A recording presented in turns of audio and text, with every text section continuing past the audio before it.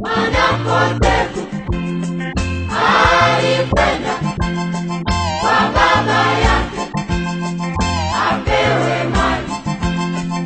Alipopewa aliondoka. Basi ni Jumapili nyingine ambayo Mungu ameiandaa kwa ajili yetu sote. Na sasa na tuombe. Baba, katika jina la Yesu, napenda kulitukuza jina lako asubuhi ya leo kwa sababu ya neema yako. Asante Mungu ajabu, kwa sababu ni Mungu mwaminifu na unatenda mambo makubwa. Ndani ya wiki nzima Bwana umesimama na watoto wako, na sasa tusikilizishe ujumbe huu. Kwa jina la Yesu ninaomba na kuamini. Amen. Jumapili leo wapendwa, fungua pamoja nami Luka mlango wa 15. The Gospel according to St. Luke chapter 15. Ukipata nafasi, ni habari unaijua, isome yote kuanzia mstari wa 11 kuendelea, lakini tuzingatie mstari wa 17, verse 17. Luke 15 verse 17. Biblia inasema hivi: alipozingatia moyoni mwake alisema, ni watumishi wangapi wa baba yangu wanaokula chakula na kusanza, na mimi hapa ninakufa kwa njaa. Nitaondoka, nitakwenda kwa baba yangu na kumwambia, Baba, nimekosa juu ya mbingu na mbele yako. Sistahili kuitwa mwana wako tena, nifanye kama mmoja wa watumishi wako. Bwana Yesu asifiwe. Watu wengi katika maisha wanapata shida kwa sababu wamejisababishia wenyewe. Na hii shida wanaipata kivipi? Wanaipata maana wanaondoka katika nafasi walizopewa. Ukishaondokea nafasi yako mpendwa, unaalika matatizo. When you come out from your position. Na kuna watu wengi leo wanasafa, wanapata matatizo kwa sababu wameondokea nafasi ambayo walikuweko, wakaiondokea, wakaineglect, ama wakaipuuza, ama wakaiabuse. Na si ajabu naweza kuwa naongea na mtu leo asubuhi ya leo ambaye amepata matatizo katika maisha yake. Na matatizo haya umeyapata, umelaumu, lakini mtu akirudi nyuma, nenda ukaangalia kwamba ungali katika maeneo yale ambayo ulipangiwa kuwa. Unacheza mpira katika namba yako ambayo huko. Ndiposa katika mchezo ya mpira kuna namba zimepatiwa, namba 7, namba 1, namba 11 na kadhalika. Na wakati unapoondokea nafasi yako, unaharibu mchezo wote, unatatiza mpaka na mchezo wote. Na asubuhi ya leo naweza kuwa naongea na mtu ambaye amekuwa ndio chanzo cha matatizo yake, lakini bado amebaki akilaumu, kumbe ni kurudi katika nafasi yako. Kwa hivyo nataka niongee kuhusu rudi katika nafasi yako. Na tunaona mpendo huyu mwana mpotevu, Biblia inasema kwamba yeye ni mwana wa mtu na akapatiwa baraka zake, akapatiwa urithi kwa sababu yeye ni mrithi katika nyumba ile.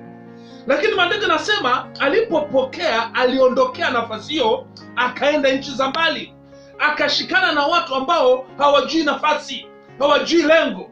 Na maandiko yanasema akatapanya mali zake zote na maisha ya uasherati, riotous living.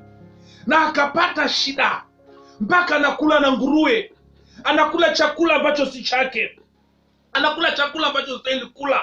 Mpendwa, si ajabu kuna maeneo mafalani ambayo unaingia ambapo si maeneo yako, hayapatani na nafasi ambayo Mungu amekuweka.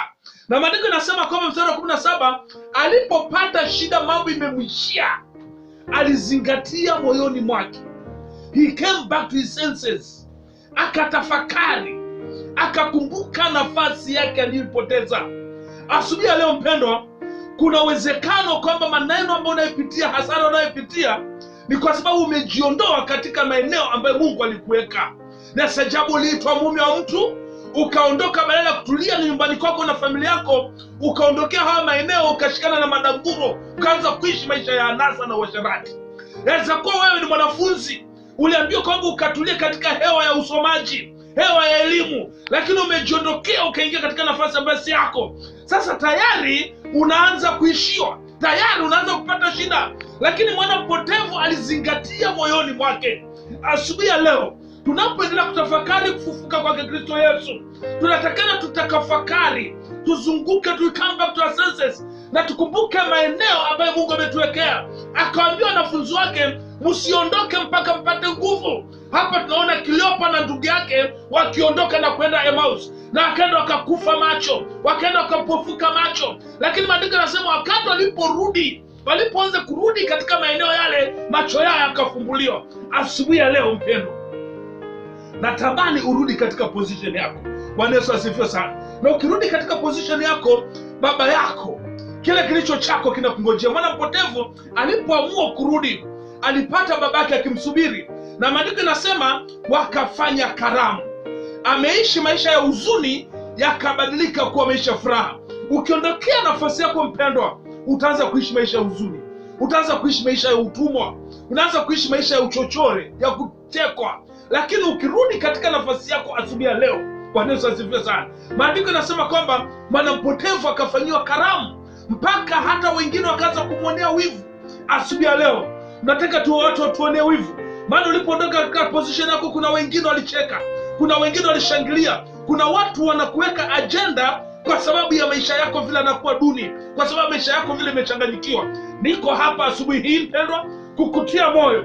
Kuna mmoja ambaye aliamua kurudi katika nafasi yake. Leo kufufuka kwake Kristo Yesu, tunapoendelea kuangalia maneno haya, ni kwamba tutafakari ni wapi nilienda nikapotea, nikajiingiza katika maisha ya utumwa. Mimi ni mwana wa, akawa mtumwa wa, na akaanza kula na nguruwe, akaanza kula dining room, meza moja pamoja na nguruwe. Wapendwa, kuna vyakula vingine unakula si vyako, si vya hiyo nafasi yako. Kuna makao mengine unayeketi hapo si pako.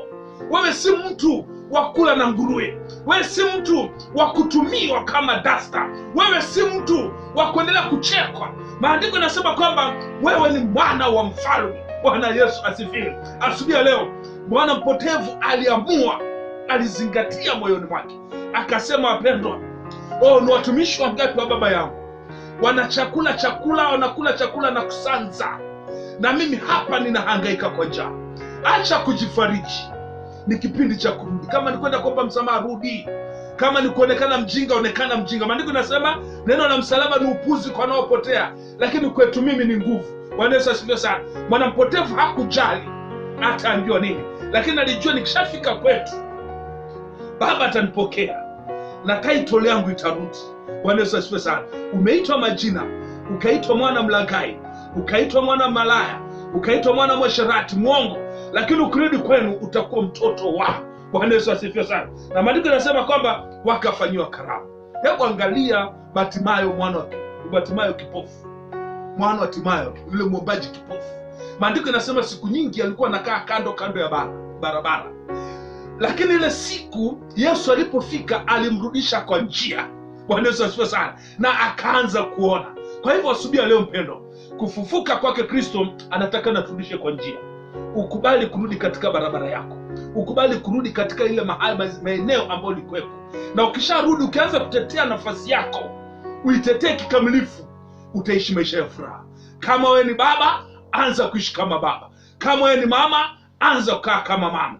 Kama wewe ni mchungaji, simamia position yako. Can you defend your position? Bwana Yesu asifiwe sana. Acha kuiabuse. Ukiabuse inaleta shida, ukiabuse inakuletea sadness, ukiabuse inakufanya uishi na maisha ya kujuta. Lakini asubuhi ya leo kuna uwezekano, kwa mara ya kwanza Jumapili ya leo, kumbuka, tafakari kwamba leo wacha nizingatie moyoni mwangu na nirudie nafasi yangu. Bwana Yesu asifiwe sana. Na nafasi hiyo ukiitetea, maisha itaondoka kutoka huzuni mpaka kicheko.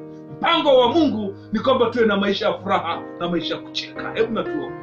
Mungu wetu mpendo, huyu amelia vya kutosha, na sajabu akalaumu, lakini mpe kutafakari, arudi katika nafasi yake na itetee vilivyo, ili Bwana ukambariki. Maana ulisema katika nafasi hiyo hapo ndio utambariki.